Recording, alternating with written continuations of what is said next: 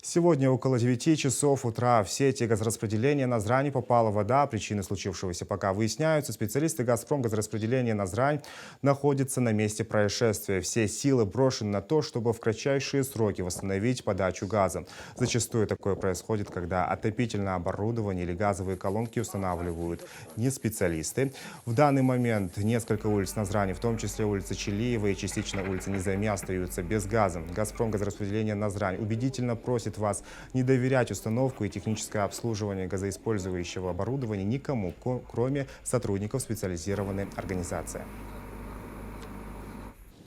На сегодняшний день, как вы видите, работы уже заканчиваются. Большое количество воды было нами выведено из системы газоснабжения. Работы завершаются, и в ближайшее время будет произведено восстановление газоснабжения на данном участке.